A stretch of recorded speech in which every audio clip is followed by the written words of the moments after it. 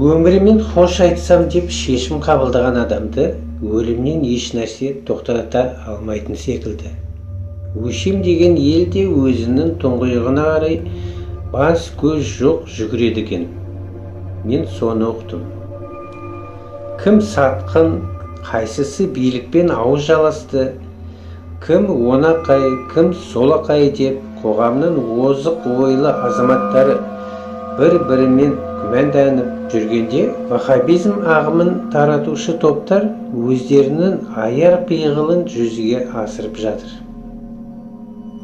Бастапқыда өз әдептерін халықтық дәстүрден ада қылмақшы болған. Ұлттық музыка харам, домбыра үні харам деп уағыз айтқан олар ел ішінде дәстүрлі ұлттық құндылықтар әлі де мықты екенін сезіп, басқа тактикаға көшті. Енді олар ата-баба дәстүрін қолдаушы күш ретінде көрсетпек өздерін. Ваххабтардың рупоры, қызыл тілді ораторы Мұхамеджан Тазабек Алматының төрінде анау-мынау емес, еліміздегі ең ірі республика сарайында 5000 адамға дейін жинай алатын залда халықпен тегін кездесу өткізіпті. Қайталап айтам, тегін. Бұл ғимаратты бір кешке жалдау 10 миллионнан кем тұрмайды. Ал оны төлеп берген кім? Мұхамеджанның өзі ме? Қайдам? Әрбір кездесуіне сондай ақша шаша берсе, байғұс дамбалсыз қалар. Айтайын дегенім, мұндай альтруистік шараны біреу қаржыландырғаны түсінікті. Мәселе кім екенінде? Кім болса да қалтасы қалың адамдар. Ал мұндай шығынға не себептен барып отыр ол адамдар?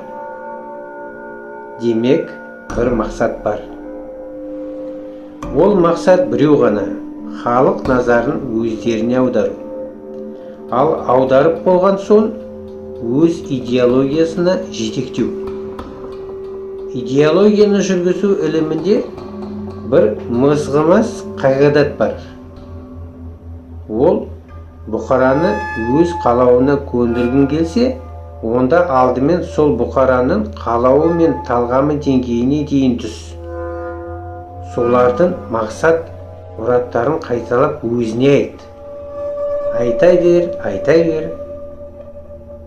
Содан соң ғана бұқара сенің олармен бір екеніңді сезген соң, қолынан алды жетектегендей етіп, өз жолымен ертіп алып жүре бер.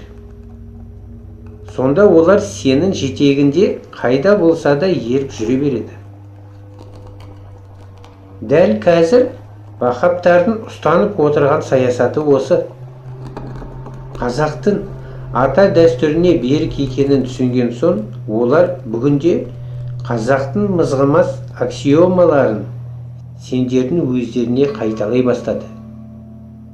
Өздерін логикаға салып көріңдерші. Жаңалық ашты ма қазаққа? Жас үлкенді, ұл әкені, қыз әке-шешені құрмет тұту, әйел ерді, ер әйел затын, оның ішінде балаларының анасын сыйлау қағидаттары сіздерге жаңалық па? Айтыңдаршы, таңсық па? Жоқ, жаңалық емес. Сөйте тұра, ойбай, біздің елімізді құтқарар күш жалғыз осылар дегендер күн асып өсіп бара жатыр.